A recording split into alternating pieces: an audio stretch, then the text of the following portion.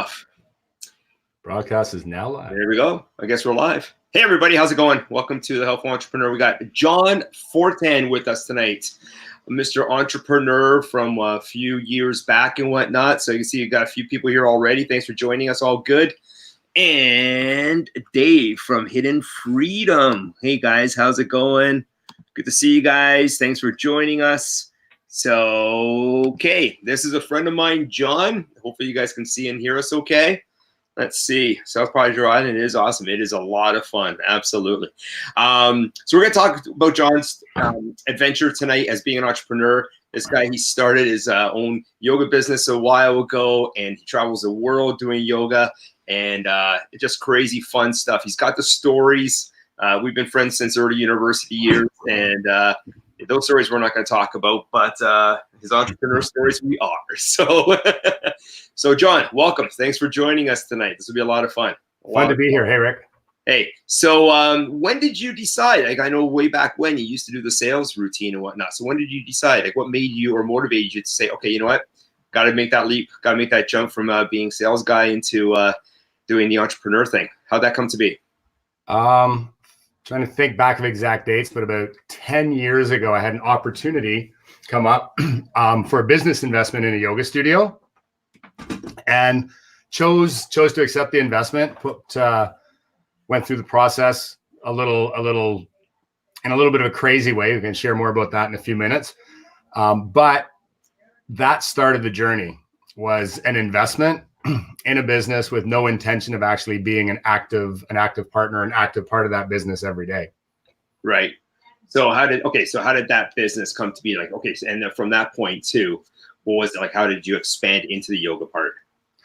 So being an investor in the business, I was responsible. When I started, I helped build out the whole business, the studio, like the bricks and mortar part.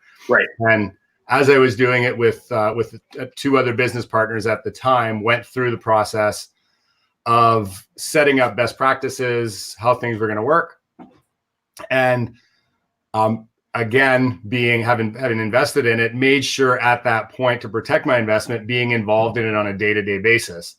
So right. Being involved in it on a day-to-day basis meant while I was still maintaining my corporate work, was getting up at 5 o'clock every morning, going to the studio, teaching classes, finishing work at the end of the day, teaching more classes. As when we started off, obviously a brand new business, there's 4 people coming in the door, and the rent is still what it is. It doesn't get any lower because nobody's visiting. So yeah, just super actively involved from day one. Good for you. Good for you. And so from there, you just expanded, set up your own business afterwards, and away you went, basically, right? Well, that started the one business. The bricks and mortar has been open for just a little over 8 years. Right. From the time we opened for about 18 months, I kept my corporate job, and I was going back and forth doing the same thing. And over the course of those 18 months, I just became more and more actively involved in the yoga part of the business.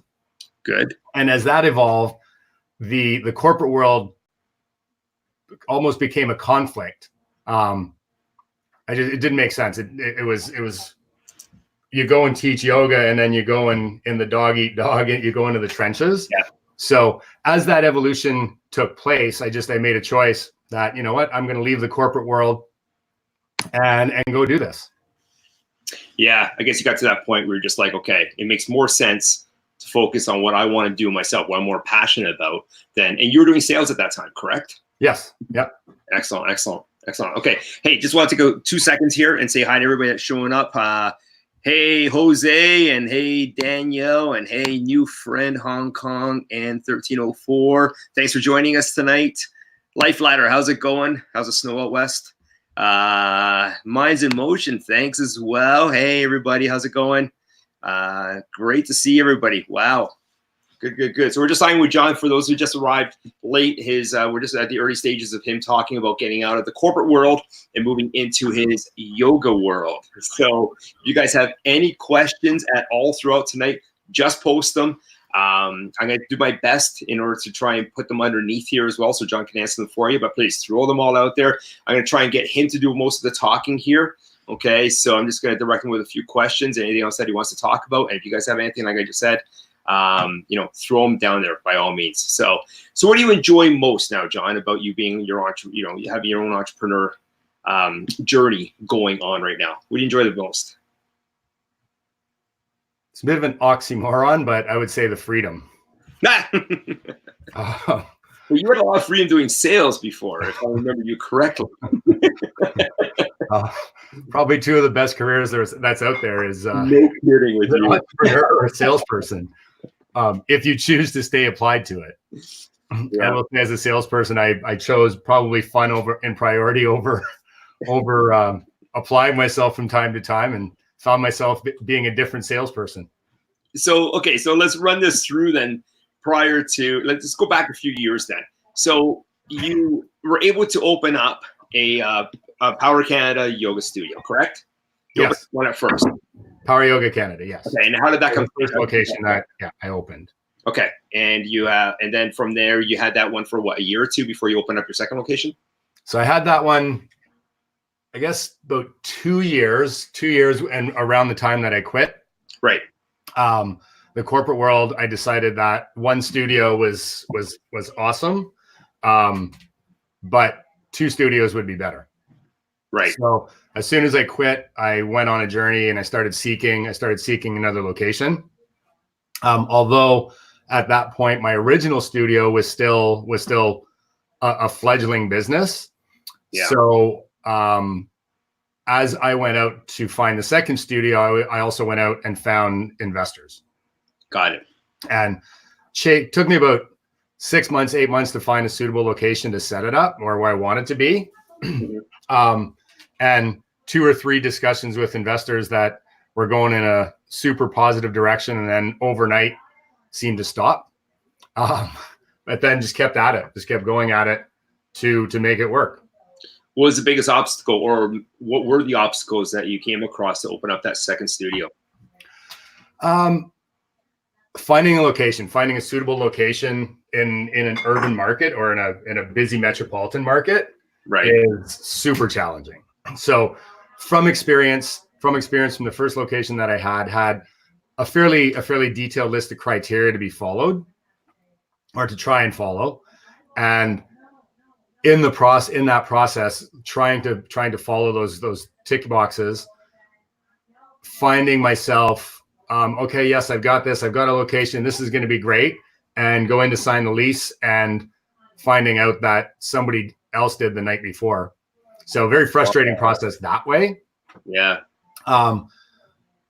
In the first business as well, in the first location, was the whole concept of partnership. One of my mentors at one point told me that before any business, if any business is going to succeed, it's going to fail 3 times. And it just seemed like, that's kind of funny. Yeah, it's going to, like, you're reading some sort of rah book, and truly learning that process. The day before my first studio opened, I almost walked away from my investment because it was just, use the expression, it was a gong show. Really? So yeah, partnerships is a really big element. And then location, like where to go was a big obstacle in both cases. Yeah. Always location. So true. Yeah.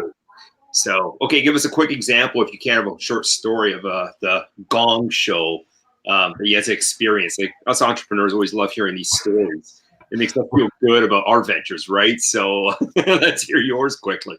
So, probably the one that sticks the most clear in my mind is leading up to opening the business, because we were bricks and mortar, was essentially working 24/7 I was the only one working a corporate job. My other 2 partners were applied in the business, but doing the 24/7, calling any friend who could hold a hammer or hold a paintbrush to come out and work, and just driving everybody like an entrepreneur does to make it happen. And the day before the business opened, somebody suggesting that I hadn't done enough. And I was at I'll say the powder keg point. I was just absolutely exhausted. I had put in all my personal time. I had put in all my personal money. I had agreed with my partners that I would not take a paycheck when we opened so that they had a paycheck. And somebody saying, "Oh, that's not enough." That was and that was the day before. That was Ouch. like all the paper was off the windows. The business was open and we were ready to go. Wow. See, nobody ever really knows, eh?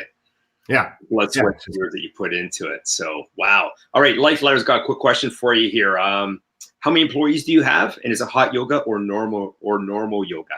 It's hot yoga.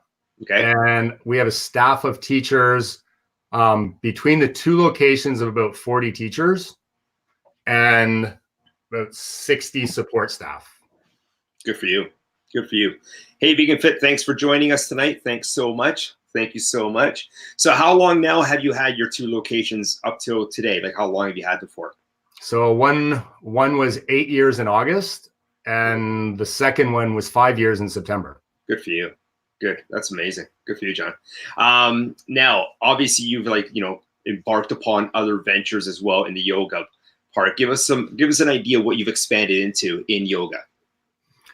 So my first, trying to think sort of chronologically, my first sort of evolution from doing yoga in the studio was to open a stand-up paddleboard yoga company.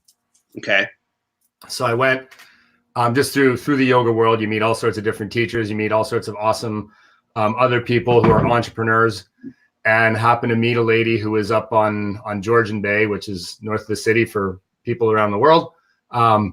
Great place to check out. Check out the pictures. You'll like it. Met a lady up there, went out paddling one day and was like, wow, this is super cool. Just got super excited. To use a surfing term, just got super stoked and liked it so much that I called a friend who I knew was a rep for a stand-up paddleboard company and ordered 6 paddleboards. Whoa. I'd only paddleboarded once. And so some of my friends are like, what did you do? I said, I'm going to start a stand-up paddleboard company. Like, well, do you have any training? I'm like, no, I can do that. So that was my first venture. It was a very, very off the cuff, credit card supported, I'm going to do this adventure. So, okay, explain, how did you put that little business model together? So for anybody that doesn't know, and anybody, nobody does know, John does this, exactly what he's saying. Like one night, he'll just be sitting there and go, I'm going to start a business tomorrow, or I'm going to expand this business like in this direction tomorrow morning. We're like, come on, really? He's like, yeah, I'm going to do it. And he'll do it. So if you could expand a bit more on the SUP, stand up paddleboard, the business part, that'd be great. Let's hear some more of that. I guess going back to when I quit my corporate job, I quit my corporate job. When I quit my corporate job, I have a home in the city. I had a second property that I had just recently bought. My wife was working contract work, so had employment, but it's contract, so I didn't know where it was going. So all of the logical reasons why I should have taken that risky proposition at the time didn't really lie on the pro side. It was a little bit illogical, but in a conversation with my wife, it was like, well, worst that's going to happen is we're gonna get stretched and you'll go out and get a job. I'm like, okay. And from the day that happened, from the day that I resigned, and much to the surprise of the people who I was working for, I never looked back a second. It was, I was earning a yoga teacher salary when I did it, which I'll dispel the myth. Yoga teachers aren't rich financially. But I just kept at it. I just kept going. And I opened my second studio year 3 after that happened. And just following that chronology, I just found myself in this space where, well, I took a risk. It worked. So at that point I had a database. I had clients that I had built up. Those clients were all close to water. I loved paddleboarding. It was something that I was passionate to do. And what was the worst thing that happened if I bought 6 paddleboards and figured out after I bought the 6 paddleboards how to start this business? I bought the 6 paddleboards right away because I knew that through discussions with the rep that they were going to be sold out. So I bought them I'm going to preserve my ability to start this business. And then, so I took that risk. I'm just like, worst thing that happens, I have 6 paddleboards that I have to sell, or every weekend I have 5 friends that can come out and paddleboard with me. Good. So taking a risk is the biggest thing is some calculated, some not so. Well, I mean, you had a little overhead, you had a minimal, little risk. Yeah. Adventure. So yeah, I just remember you putting that together and going up to your cottage up north, and you had all those paddle boards in your garage. It's just like, this is crazy. Yeah. And I bought the paddle boards and then figured out how I was going to go get trained to start this paddleboard school. So everybody, John had a cottage up north. He still does. Up north of the sea, 2 hours. And that was in Georgian Bay, wasn't it, that you were hosting those classes? In both. I was doing them in Georgian Bay, and then I was bringing stuff back to the city and hosting them on Lake Ontario. Which are not the warmest of lakes in the best of times. No. And that was the fun part of it, is in teaching it, is teaching people how to overcome obstacles. Yeah. Right? Like, everybody's on a paddleboard and they're absolutely terrified and they're, oh my God, I'm going to fall in. And as soon as they fall in, they realize, oh, all I did was fall in. It's a lot of fun. Yeah, definitely. Hey, Travis, thanks for joining us tonight. Mentor, who'd you have as a mentor or mentors growing up? My greatest mentor, the guy was, his name is Howard Breen. And Howard Breen was the president CEO of McLaren McCann Canada and had been there for a really, really long time. And I remember the greatest lesson I ever had was we were sitting at their place one night for dinner, and he kind of we're joking around. He said, "What do you want to do when you grow up?" I was probably 40 at the time, 35 at the time, and I said, "Well, I really want to own something in the health and fitness world." And he said, "So what's holding you back?" I said, "Well, I have a mortgage. I have financial obligations I need to pay. I need to make this transition logical." And he said, "Well, you realize it's not that difficult." And I just shared this story with somebody today. It's like, how much money do you need to earn to pay your bills? So I need $100. How many hours do you want to work a week? I want to work 30 hours. Okay, so you need to figure out, are you worth $3 an hour or $3.33 an hour to earn your $100? And if you are worth $3.33 and you can work 30 hours a week through friends, through clients, through people that you know, then shut up and go do it. And it was just such a logical piece of advice. Probably the next day I started looking for, where's the opportunity? Where's an opportunity that I can start to do this now? And he to this day is a guy that I go to for advice, or for a, hey, here's what's up. What are you doing? He's now retired. He retired from McLaren McCann at 50. He's written four books since he retired. I think he's 56. It's really cool. There you go. Motivated you, pushed you, and look what you're doing now. Yeah. Living the dream, John, as we like to call you. So all good's got a question. Where did you get your training in yoga? Which one? So my very first training in yoga was through Baron Baptiste, so through Baptiste Yoga.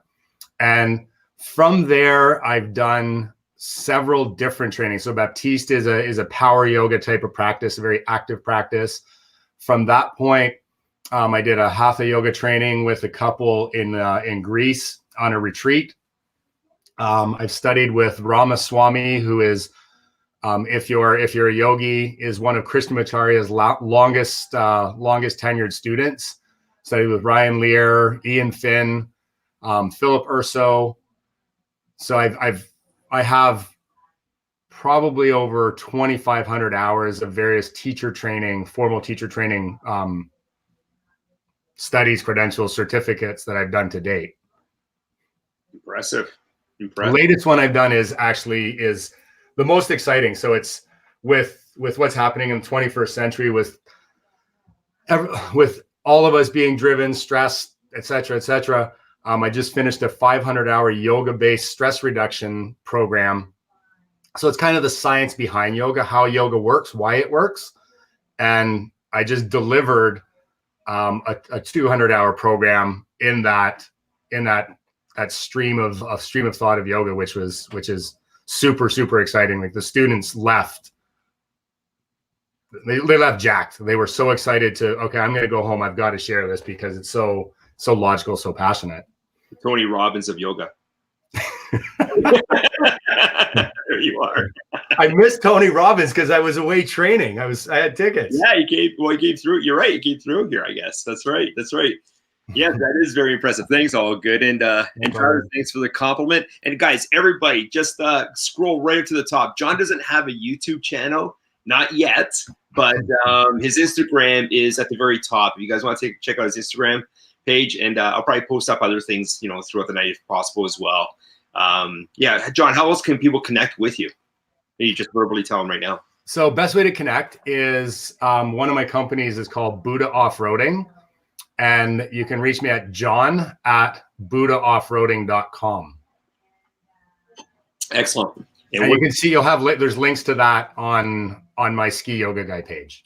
Okay, so Buddha Off-Roading is a business that you've expanded in the yoga sector. So explain that to us.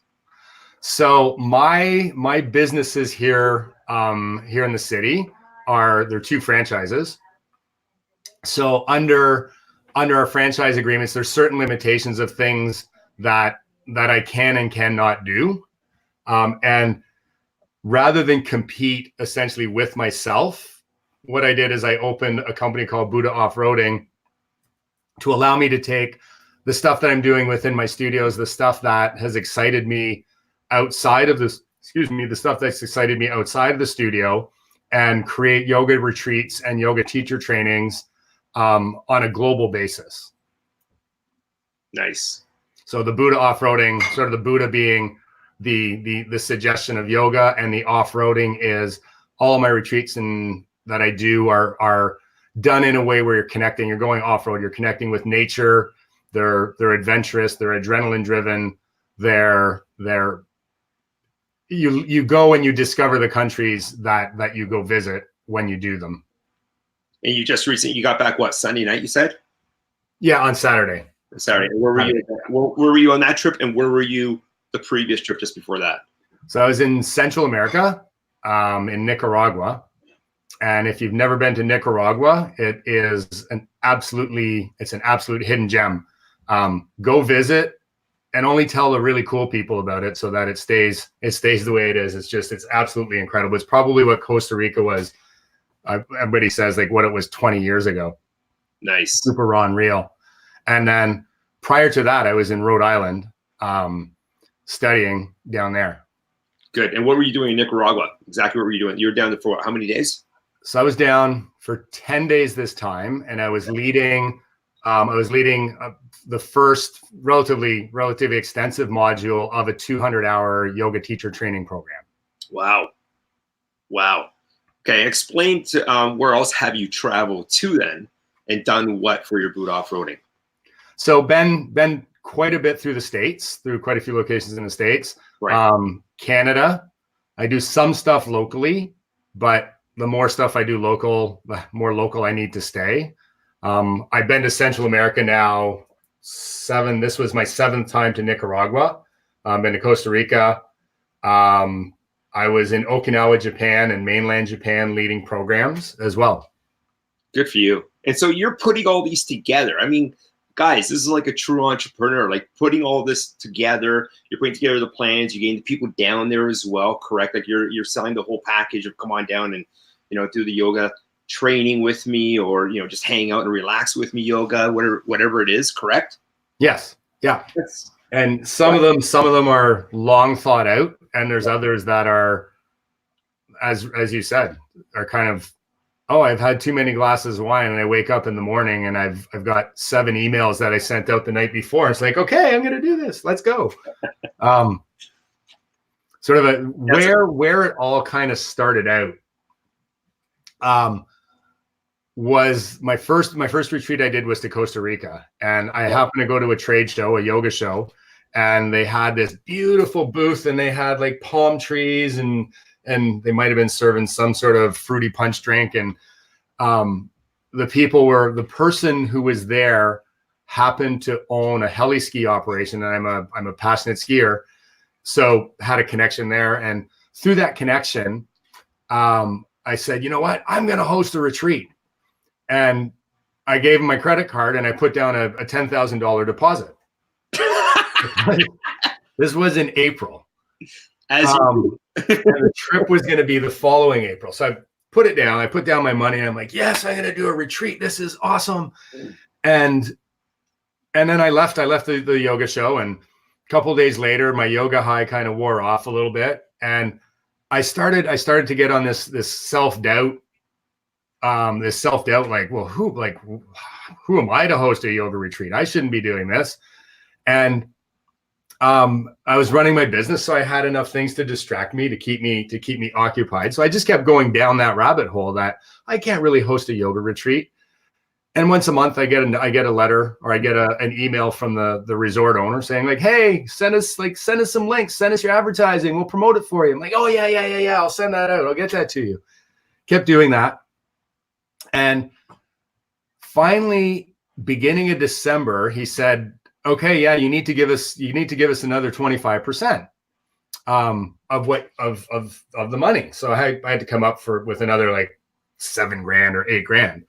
Right. And that's when I kind of went like, oh damn, I'm either going to send him a check for $7,000 or $8,000, or I'm going to see if I can cancel. And they'd already kind of suggested I couldn't cancel. So 4 months later, I had this retreat that was going to be hosted in Costa Rica, and probably one of the most expensive places that you can go in Costa Rica. So it wasn't a super easy sell. So I just got, as an entrepreneur, I got kind of put to task. It was like, I need to sell this, and I need to sell this now. Yeah. So that was say December 1st. By January 15th, I had 18 people registered for the trip. Good for you.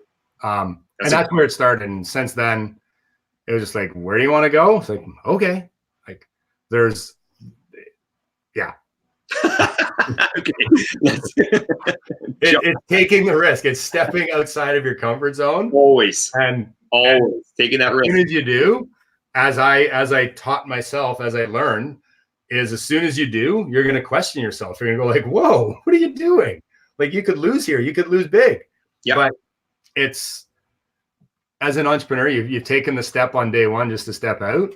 Yep. You either go back and work for Uncle Tom, or keep the grind going. Yep. Definitely calculated risks all the way along, right? So yep. Yes, thanks for joining us, Ryan. Thanks for joining us. I want to make sure I catch everybody here. Let's see. Travis, all good. Excellent, guys. Thanks for joining us, guys, tonight. If you guys have any questions for John, we're just talking about his yoga ventures, his yoga businesses here in Toronto and also worldwide. So if you guys have any questions, please just throw them out there. So hang on. Ryan's asking, we're in Costa Rica. He's going in May. So I was in Nosara. Beautiful. Which is kind of the more southern part. Is it? And it's kind of the yoga capital of Costa Rica. Where do you fly into for there? I flew into Liberia. Did you? Okay. Yeah. And from Liberia, it's about a 30-minute ride down a decent highway, and then a 2.5-hour ride down a highway that you need a kidney belt. Where's the furthest you've gone to on one of your retreats? The biggest one was Okinawa, Japan. Wow. Yeah. And how long were you there for? So I was in Okinawa for 21 days. Right. And that's the beauty. That's one of the things I spoke about earlier is the freedom. So I was in Okinawa for 21 days, and seeing as I'd flown sort of 18 hours to get there, I finished the trip and then I flew to mainland Tokyo, or mainland Japan, sorry, and spent another 8 days in Japan traveling. Beautiful.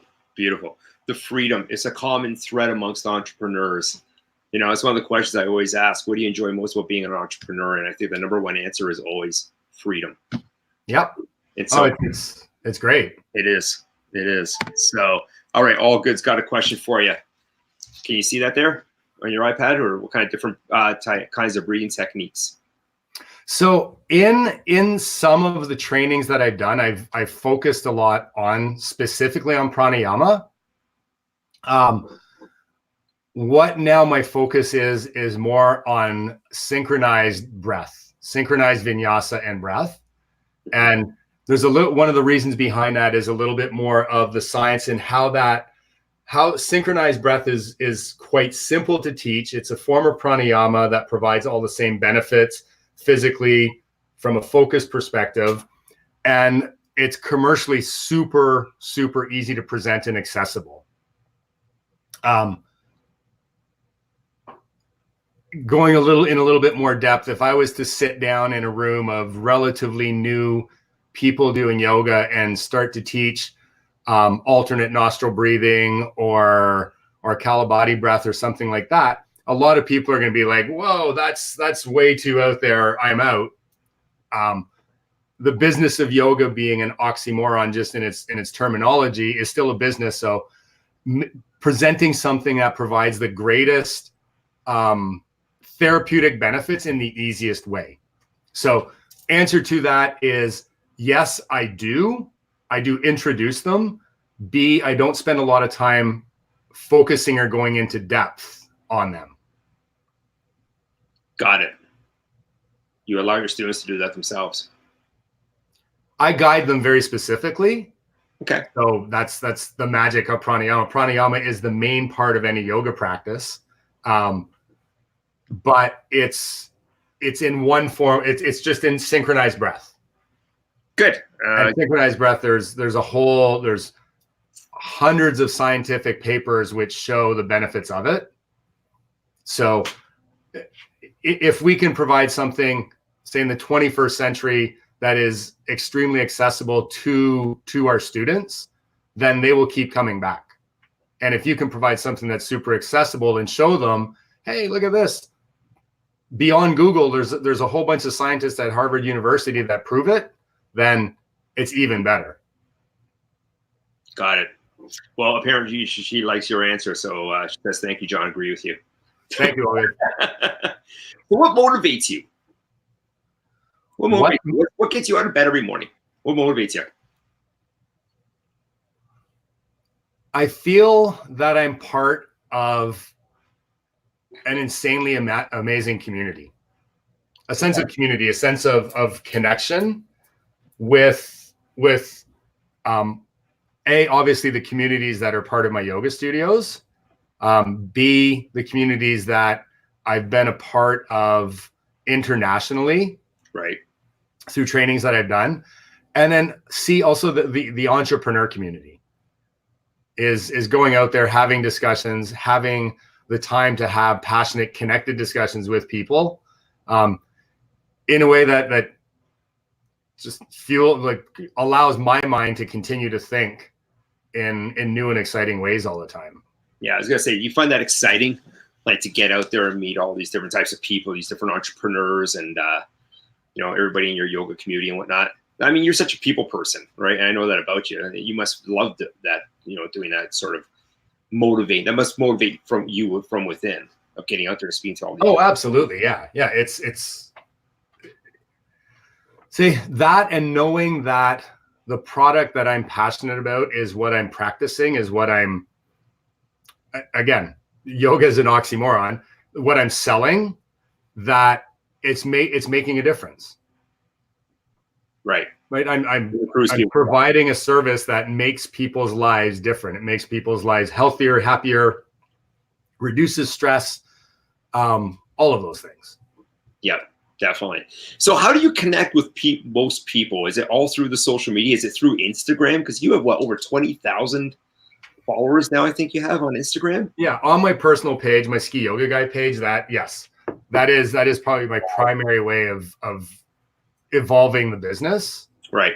And then I have the advantage of, or that was seeded originally with the client or the database that I built at the yoga studios. Wow. And then word of mouth is whenever I finish something is please give me a referral. Please go on my website and share it. Please on your page, tag my name. Please tell people that next August I'm hosting a retreat and a teacher training in Nicaragua again.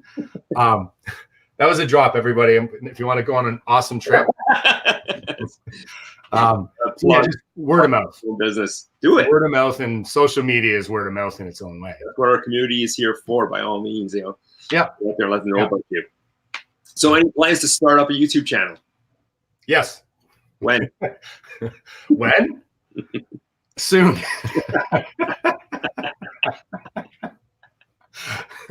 No, and it is something that Rick and I have actually spoken about for a while. So he's actually like rolling me under the bus right now. Yeah, I am. No, there's because my origins in yoga were through sport, and I learned through the application of yoga through sport that there was an entire deeper practice, an entire other element to it. The YouTube channel will be a return back to sport, is creating a medium to communicate with people about how yoga can benefit them, not only physically, but all of the other aspects of the practice. And going back to Allgood's question is breath control. It's breath control, mindfulness. How does that lend to people in sport? And then I suppose from there in everyday life, it's one of the things I always say to people in class when they get all, you can see people when they're practicing yoga the same way as you can see an entrepreneur when they're getting tired or exhausted, is remember what you say or what your parents said to you when you were getting all frustrated is just, hey, just take a deep breath in. Yeah. Every one of us have heard it in our lives. So maybe that will be the name of my yoga channel, my YouTube channel. Take a deep breath. I just said I spilled the beans. There you go. Take a deep breath. There you take a deep breath. Do it. Just do it. You got so many great stories, John. I mean, get it going. I mean, and you can just vlog all these trips of yours as well. I mean, it's so interesting. People would love to hear more about it for sure. So, books. Do you read more entrepreneur books or do you read more yoga books? Yes and yes. So as I started down the entrepreneurial journey, there was all sorts of entrepreneurial books that I did read. And then I went from those books to sort of the business of yoga. And then I went from the business of yoga to yoga. And now I find myself reading more books on the science of business of yoga, of the science of the brain, like the science of humanity. Okay. Top 3 books are? Top 3 books? Yeah. The Voice of Knowledge, Don Miguel Ruiz. Mm-hmm. How to Create Friends and Influence People, Dale Carnegie.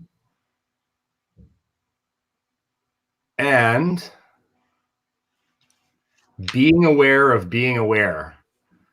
And I'm only about halfway through it because it's about the most difficult read I've ever done in my life. And I can't remember the author's name, but Being Aware of Being Aware. And it's a book on the brain. Got it. Yeah. What's your favorite quote? I know you love shooting out the quotes on social media, all the positive ones, but what's your favorite one? My favorite quote.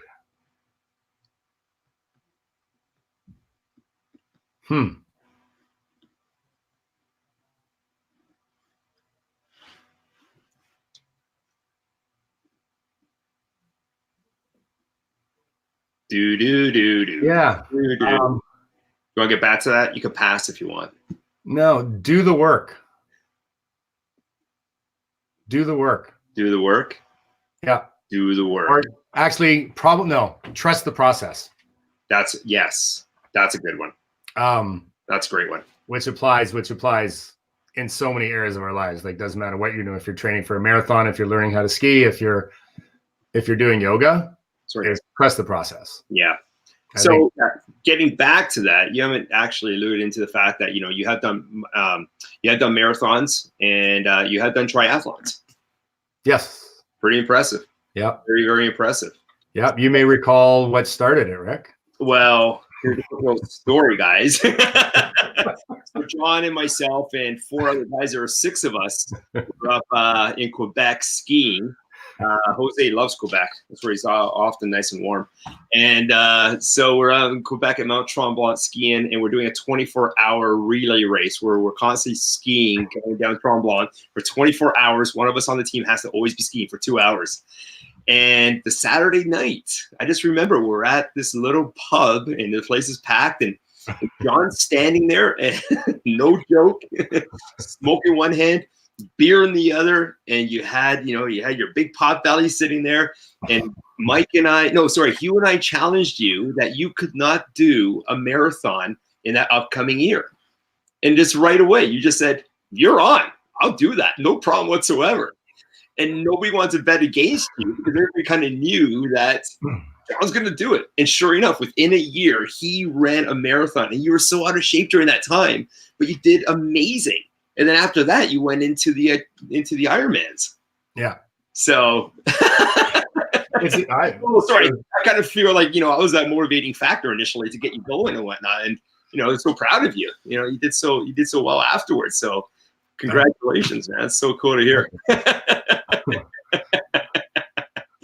Oh, brother. So, anyways, let's get back over here. I understand that Ryan is now one of our guys in our community. Ryan here is all about Tesla, and apparently he's picking up his Model 3 tomorrow. Congratulations, Ryan. Good job, buddy. Nice. He loves the Teslas. Loves the Tesla stock as well. So, if anybody's got any questions for John, throw it in there. It'd be great to hear, guys. So John, next question. When do you plan upon retiring? That's a loaded question. Never. No. Like I live a pretty awesome, pretty exciting life. I teach yoga, I travel, I teach skiing, I ski, I travel. And the whole time I'm doing it, I'm connecting, I'm working, I'm out doing it with other people. And I'm getting paid while I'm doing it. Yeah. So yeah, it's either never or I'm retired now. Living a good life, getting paid. Okay, I guess retirement to me is we spoke about this is like doing what you want to do, right? And we've always kind of done what we wanted to do, sort of thing, right? So I think like, okay, am I retired or am I working? It's like, what's the expression? Like, do what you love and you'll never work another day in your life. So true. So what's your definition of being successful? Doing what you love. And there you go. And doing what you love, and obviously at the end of the day, when you're doing what you love, is doing it in a way that gives you the freedom and independence financially to survive. Definitely. What do you think? Okay, so you've had a few failures along the way. We all have as entrepreneurs. It just happens. It's just the way it is. It's part of the process. You need to in order to learn, obviously. What do you think is considered to be one of your greatest failures? Greatest failures? Yeah.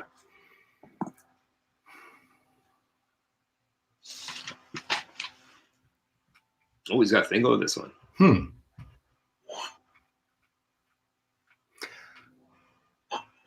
I would say my original partnership in my studio, one of the greatest failures turning out to be, which evolved into one of the greatest successes. So originally when we started the business, there was 3 partners. Right. After about a year, 18 months, the partnership, the ability for us as partners to continue to work together in a logical way just was not productive. It wasn't healthy for the business, wasn't healthy for the individuals. And how can I put it? Going through the process of managing a partner out. So in the yoga world, it's kind of like you're firing somebody and it's anti-yoga, but at the time seeming like, wow, it was a very costly proposition to get rid of that partner, but it turned out to be the greatest opportunity that ever came of it. So one thing you could take away from that, what'd you learn the most from it? Communication. Always, especially amongst your partners, right? Yeah. Right? Partners, I'll say, on your yoga mat and off your yoga mat. Yeah, definitely. I totally agree with you. What are some of your company goals? Let's go with Power Canada first. Power Yoga Canada? Yeah. What are some of your company goals? Most of my goals now are financially based. Okay. We've been very fortunate. We've organically grown the company over the course of the past 8 years. So there's some benchmark numbers that I'd like to achieve. Retention. Well, and I'll say those goals fueled by retention is being able to, with our current community, reduce our retention rates, and through reducing those retention rates is build up numbers, and then also being able to bring into the practice a lot more of the synchronized breath vinyasa that I spoke about, without in a way that it's done so that it doesn't disrupt the flow of the business right now. People have an expectation of what's happening, and making those changes in a way that they don't know that they're happening, but they keep getting that rich experience that keeps them coming back. Got it. So we have, in our one studio, we have 1,500 to 2,000 visits per week. And with those 1,500 to 2,000 people per week is continuing to present our product in a way that they don't know that anything is different. Impressive. How about your other location? Pretty much the same numbers? No, the other location, the studio, is about half the size. Okay. Numbers are numbers are less than half. So is to grow that so that they're all growing sort of on the same levels. Got it. And the other business is to become a silent partner in the second business. Yeah. So that I can pursue my Buddha off-roading in a deeper fashion. That was my next question. What area do you want to focus more on, for future growth? The Buddha off-roading element, the travel, the yoga travel, and the yoga retreats. Got it. Yoga travel, training, and retreats. The training really excites me. It's being a part of a process and watching people who on day one show up and look at you and go, I don't know how to teach yoga. And on day 3 going, holy smokes, I'm teaching yoga. And on day 14, leaving absolutely excited, absolutely passionate to go out and share what we've learned. To me, that's such an exciting, gratifying process to be a part of. Again, guys, obviously not, you guys don't know John that well yet, but I mean, this guy is the Tony Robbins of yoga. Like when he gets into the zone and he's like promoting it and he's out there and he gets everybody up and everybody's cheering and having a great time. It's really impressive. So who here has done yoga? I would love to hear from it on the side of the comments here. Have any of you guys done yoga before? I mean, Ryan's saying that he likes yoga, hasn't done it for a while, but he swears getting a massage once a month gives him enough zen. And then in true investor form, the next comment is, can you invest in yoga? Companies on the stock exchange. John, do you know of any? Dave helped them out. Right now, there's not many. There's one or two public, I think, companies in the States, but yeah. Dave threw out yoga, over-the-counter yoga. There you go. And it's you can invest in yoga individuals. Yeah, and fueling their growth. Speaking of which, you got a Patreon page yet, or do you have a Patreon page? What's that? Do you have a Patreon page yet? No, not yet. All right, we'll talk about that. Actually, that's a good idea. There you go. A few of the guys here in the community do have them. It seems to be working out really well for them. So let's see. 10 minutes stuff. What's up, guys? Hey, Jonathan, thanks for joining us tonight. Let's see. Vegan Fit, good to see you're still here. She's practiced yoga. Needs to get back into a very inspiring story. Hey, glad you're enjoying it. If you got any questions for John, throw them out there. But, absolutely pressed. No way. All good. Practice yoga for the last 20 years. Good for you. All good. What? Can we ask all good a question? Yeah, absolutely. What type of yoga do you practice? Yeah. Well, we're waiting for that response. Les, he tries, but that's where it ends. As long as you try. From Calgary. He's another fellow Canadian.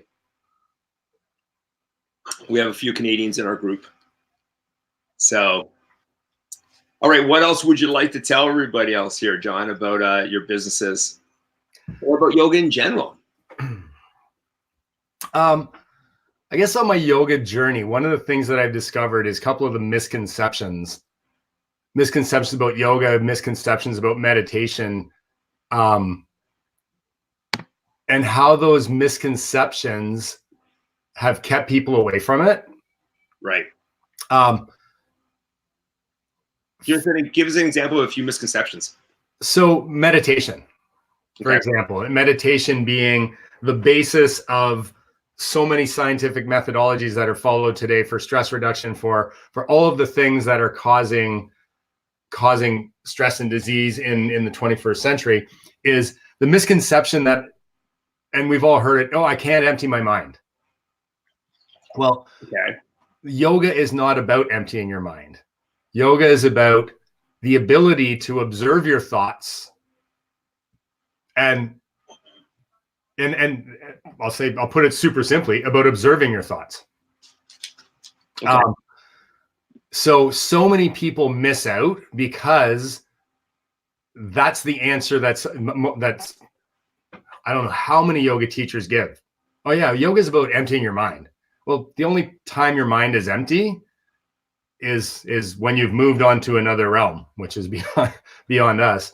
And then I guess the second one is touching your toes. So I can't touch my toes. I'm not flexible. I can't do yoga. So I'm 51 years old. And most people my age, that's the excuse that they're using. And it's a diminishing return. If you don't do some type of activity as you age, that the returns that you're going to get as you continue to age are going to be negative. So right. It's one of the things I'm passionate about is lending to people how yoga works. One of my mentors, his name's Philip Urso, and Philip's been a yogi for a really long time. He a big entrepreneur. Before he became a yogi entrepreneur, him and his dad used to open radio stations in the U.S. They were quite successful at it. But anyways, as he evolved in the yoga world, people kept asking him like, hey, how does yoga work? How does yoga work?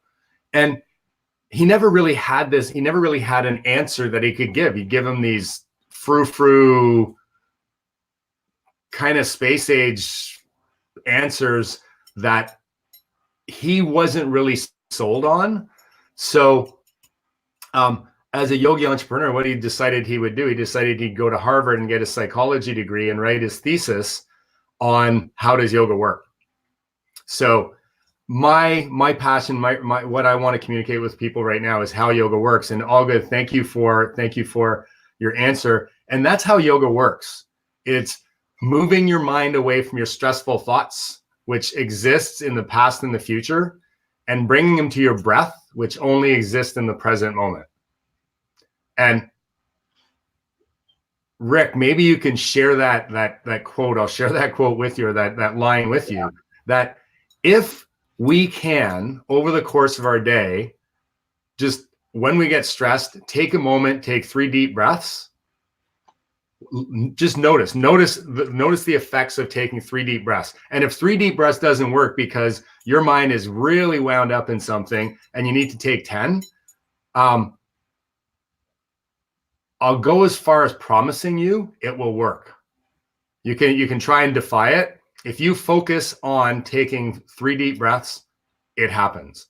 And if you focus on taking 3 deep breaths, guess what you're doing? You're meditating. And those are the key elements of a yoga practice. And in the 21st century, we all want to work out. We want to sweat. We want to do this. Another benefit of what yoga is you're doing pranayama, or you're doing coordinated breath or focused breath work. You're doing meditation, and you're doing exercise. 3 of the leading things that pretty much every scientific journal, 80% of the TV commercials are talking about today are going to help you. Got it. Okay, so you see All Good's answer here? Yes, I did. Yes, and I just made reference to it. Yeah, and that one as well.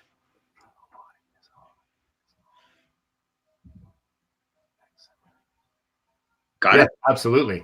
It's not about touching your toes.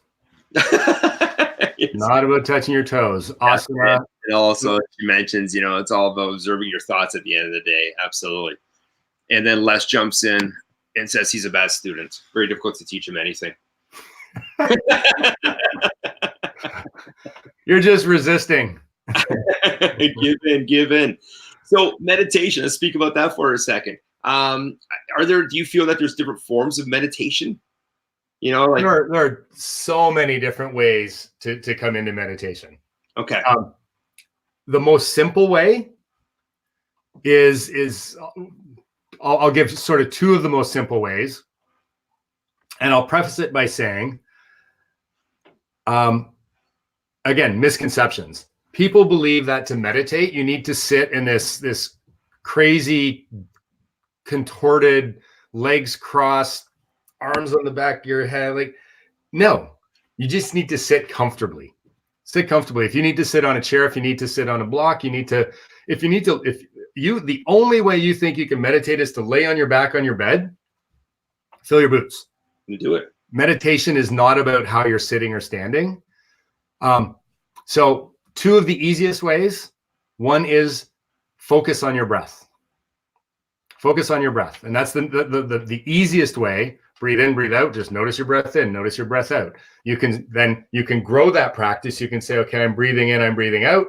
Now I'm going to breathe in and I want to feel my breath land to the center of my chest. And I want to feel the exhale as I breathe out. And as you're doing it, going back to what All Good said, you're going to do it. And all of a sudden you're going to think about, oh my God, I forgot to do that yesterday. Well, yesterday's gone, so it doesn't matter if you forgot to do it, because you can't change what you forgot to do. You can either get up from your meditation now, go do it, or you chose to meditate. At that moment, come back to that breath landing in the center of your chest. Start by doing it for 1 minute. Start adding a little bit of time every day.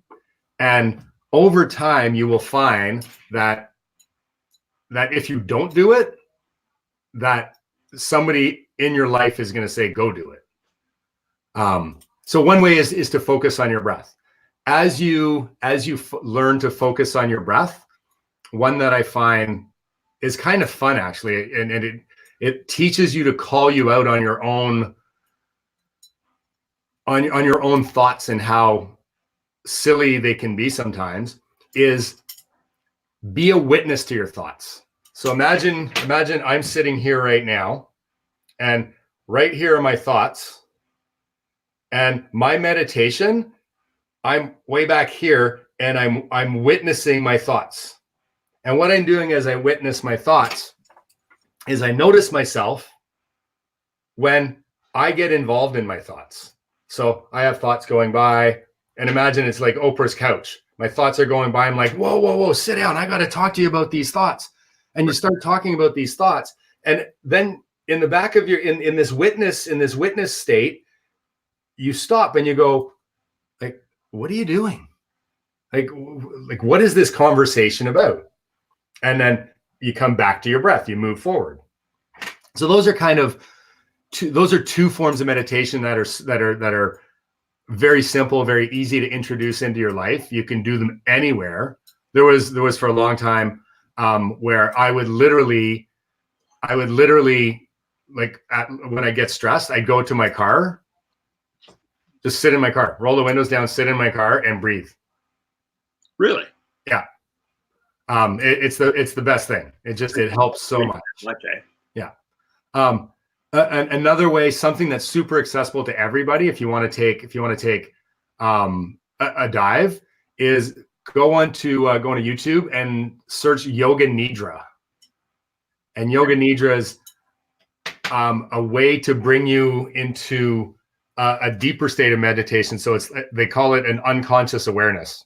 So if you've ever without chemical enhancement and experienced an out-of-body experience, it's probably the easiest way to lead you to it. So they lead you through, it's a form of 2 or 3 different types of yoga, of meditation, but the primary form is a body scan. So you go through and you turn your attention to, they walk you through all different parts of your body. And 90% of the time I finish them in this state of, was I asleep? Or was I awake? Or what was I? It's an out of body. It's a conscious and unconscious awareness of what's going on. The other 10% of the time I wake myself up because I snore. And that's not a bad thing. It's not a bad thing. If you're tired, you're tired. It doesn't mean, Sure. right? And going back to my little earlier comment about meditation is, if you wake up because you snored, it's like, cool. Like, I snored, I was tired. There's a lot of people, I've experienced a lot of people who wake up like, oh, damn it, I can't meditate. And they're pissed at themselves. Well, before you say that, notice, one step back and notice that thought before it happens. And before you punish yourself, right? Like, hey, I'm tired, right? So those are 3 forms of meditation that are super accessible to us every day. And I can't encourage enough the benefits of it for anybody and everybody. Like it's so easy, so simple. And again, if anybody has any questions on or wants any type of evidence to show what is he talking about, there's an entire department at Harvard University and at a couple of other the Ivy League schools that all they're doing is studying mindfulness or / meditation and its benefits. Wow. If you have any other questions in regards to this as well, get in contact with John. Get in contact with him. Yeah, feel free anytime. There's links to contact me on through my Instagram page. And at the very top, guys, for those who just arrived late, scroll up to the very, very top, and there's John's Instagram page. It's right there. And as an entrepreneur, you will not go too long before you get an answer. Whether I'm traveling or whether I'm at home, you'll get an answer. Bill, thanks for joining us tonight. He says his snoring annoys his wife. Thanks for John for educating us. So where do you see yourself a few years from now? Say 5 years from now. Where do you see yourself?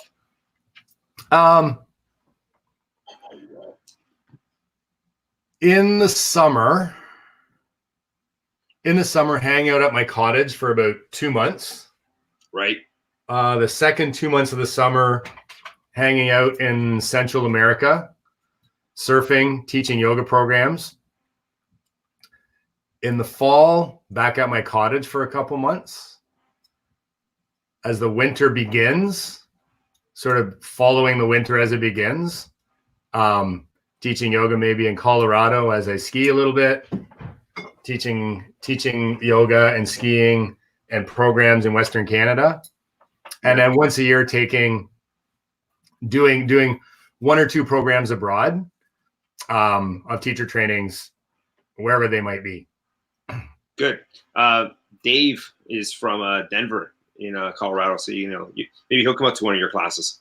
Lucky guy, dude. You guys are all opened up for skiing. I hope you ski. And skiing as well. Absolutely. So, okay, going back to say 15-year-old John, what advice would you give him? Or perhaps 20-year-old John? No, let's go back to 15. 15? Yeah.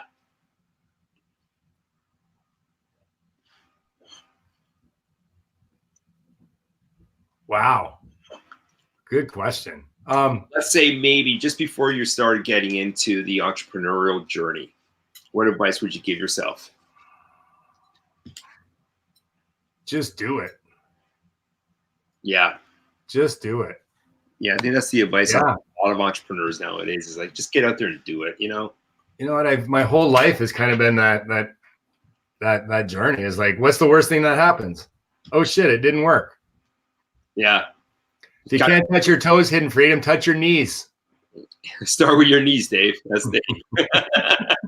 He's a fun guy. He's a funny guy. All right. So what's next on John's entrepreneur journey? What do you think is coming up next? Short term and long term. What do you think? So planning 2020. Yep. So 2020 there'll be a trip to 2 trips to Central America. One will be about a 3 or 4 week trip. About a week of that, week or 10 days will be of service. We'll be building homes for the local Nicaraguan people. Nice. Doing beach cleanups, supporting 2 teachers, which just did my teacher training program on scholarships. Nice. The second one being just a yoga retreat.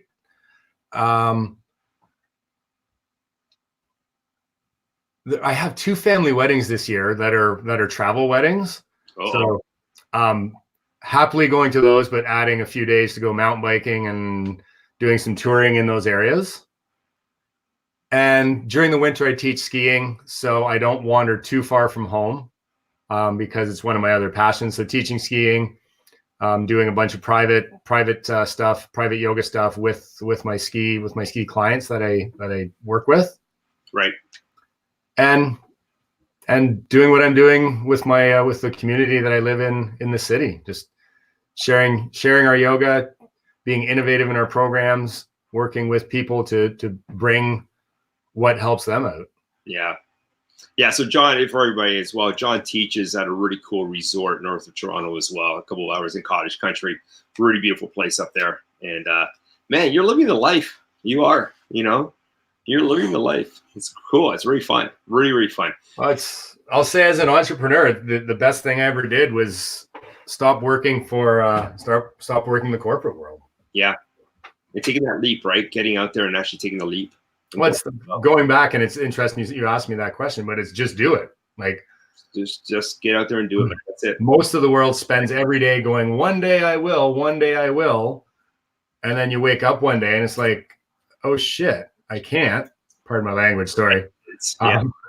Like I can't because I need my knees replaced, or my back is too sore, or so there's one day to get things done, and it's today. And get up and try it. Get out there. Craziest thing that happens, it doesn't work, and you still learn an incredible lesson in the process. Yeah, definitely. All right. So on that note, we said we just take it just a little bit over an hour, and it's like an hour and 9 minutes right now. So if anybody has any other questions for John, throw it out there. I think we're going to wrap it up pretty soon. I want to thank everybody for showing up. I got another question for you because I love this question. What's your favorite season of the year? I thought you were going to ask me about the damn YouTube channel again. Well, that one too. That's next. My favorite season is winter. Say that again. It's winter. Sorry, everybody. It's winter. Unbelievable. You're like one of the few friends of mine that actually loves winter. I was just in Central America, sitting on a beach, 32 Celsius, surfing, And I got pictures from my wife that it was snowing, and I was like excited as could be. People are looking at me like, "Are you crazy? You're nuts." John loves the snow. He loves it, and he just genuinely loves it. It's crazy. Go to his cottage. He's like a kid. It's nuts. It's snowing outside. He's up at the window staring outside at the snow like it's Christmas Eve. So, Ryan's got a great question for you. That is an amazing question. John, I'm gonna let you answer that one. Ryan, yes, I do actually. There you go. Every weekend, and when we have longer trips, generally when we have longer trips planned, we don't. But pretty much every weekend of the year, our house is Airbnb. Yeah, it's really smart. They got a beautiful place here in Toronto as well. Really, really nice. Yeah. And where my cottage is, my cottage actually, as soon as they change the regulations, I will have one of the first shed-in breakfasts in the region up there. Ooh, there you go. Dave, question for you, John. Why is the Yoga Street down here? It's not the same. They're actually trying to get guys to do yoga at our Taekwondo studio after hours. So it's an interesting question, Dave, and it's something that I've observed since we've opened our studio. So when we first opened our studio, the demographic was probably female 20 to 35. We've now been open 18 years. So let's say it was 95% female 20 to 35, and then the demographic spread from there. Now I would say that original demographic represents probably 30-ish percent, 35%. The other 5% was split between males, younger people outside of that demographic. Now we probably have about 30% males in the studio. Why I would say that shift is there is accessibility. Our teachers, we have now about 25-30% male teachers. We've kept the practice super accessible. We've kept the practice being about not touching your toes. The practice is about movement.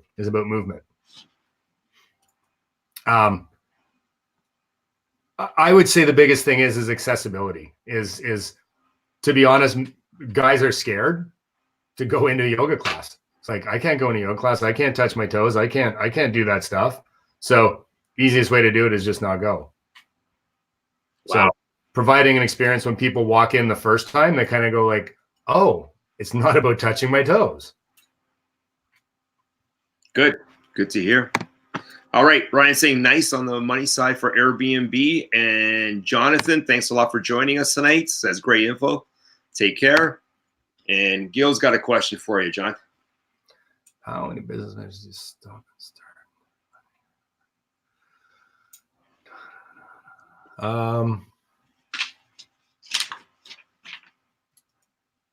Gotta think about that one. Remember the flowers that you had? Yeah, I'm counting that within. That was good. I would say probably 4 or 5 businesses that even up to this point that I started and chosen, like, you know what, this doesn't fuel my fire. This doesn't excite me. For example, paddleboarding, like at 2 years ago, I had, I think, 21 paddle boards. It stopped exciting me just because the return on it wasn't logical. Like I was going out, I was spending 4 hours doing a bunch of work, doing all that work, and I'd come home with, there was a financial return, but it just didn't make sense. So it wasn't exciting me that way. So I've sold all but I think 7 or 8 of my paddle boards. So yeah, probably 5 or 6, and those go back 15, 20 years. Yeah. There you go. So any other questions, guys, for John? Dave says, hey, interesting. Thanks, John. Let's see. You speak of rentals. Les has a rental company. Rental cars when I bring 40 people out west to go skiing and doing yoga. Here's less. Now you're talking. All about the rentals with Les. So, and Gil says thanks. He says thank you for that answer. Obviously. So, yeah. Hey, John. Unless there's anything else that you want to, talk about right now, or open up to about anything that you're doing with your journey or your businesses. This has been a blast, and we're at an hour 15 for you. So, anything else that you'd like to, shoot out there for anybody that's thinking about getting into, say, the yoga industry or starting a business in general, or anything else, any advice you want to throw out there? I would say if you're getting into the yoga industry, is speak to people who have experience. It is a super exciting journey, but it's not an easy journey. There's a lot of lollipops and butterflies that have been drawn around the whole idea of being a yoga teacher, and it being a way that you can retire, but explore it. There's thousands of different avenues in yoga that exists. The 21st century has provided a lot of those, a lot more. Be excited. And at the end of the day, just do it. Just do it. Worst thing that happens, it doesn't work. You've learned something. You've figured out how to touch your toes, and you can do something else. Yeah. Give it a shot. Exactly. Nothing ventured, nothing gained. I know you love that. Just do it. Quote out there. Mine is like, nothing ventured, nothing gained. Just get there and try it. Definitely. So Dave says he was a prior snowboarder, thought about trying skiing, but was afraid of tearing an ACL or something. So it's really funny you say that, Dave. I was just having a conversation with a bunch of people down in Nicaragua. There's 3 people who had torn their ACLs, decided they weren't going to ski, and with new equipment that's come out, it's made it so that it's so easy to do it. The skis, I'll say, in a sense, almost turn for you. But that being said, it's like anything else we do, realize your limitations and stay within them. Yeah. Always. So one guy, he actually did his ACL. So he decided, I'm going to go ski, or I'm going to go snowboard. And what he found is that snowboarding was putting more pressure on his ACL than being on skis. So he went out, he bought a relatively short pair of new shaped skis, and is now loving it. He hates winter, but because he lives in Canada, he has no choice and goes out skiing 4 or 5 times a winter because it's fun. Yeah, make it fun. That's cool. So, all right, guys, 3rd time lucky. If nobody has any other questions, we're going to wrap this up. We tried it 2 other times already. So I know both of us got stuff to do later on tonight. I'm sure everybody else does too. So, all right, guys. John, thanks for joining us tonight. It's been a blast. It's been really cool talking to you as always. Or as you always would do. Namaste. Yeah, absolutely. And thank you, guys. Thanks for joining us tonight. Really appreciate it as well. So everybody, have a great evening. And you guys know how to get in contact with John. Scroll up. His Instagram is right at the very top there. And you can also reach him via email at john@buddhaoffroading.com. Excellent. There you go. Guys, connect with him. And maybe one of these days he'll get a YouTube channel up and running as well. I'll be the first to let you guys know when he does. Okay, so there you go. Dave saying thanks and whatnot. I'm sure you get a whole bunch of thanks for tonight as well. So anyways, thanks, John, buddy. And thank you, everybody, as well, for joining us tonight. It's been a blast. Have a great night. Thanks.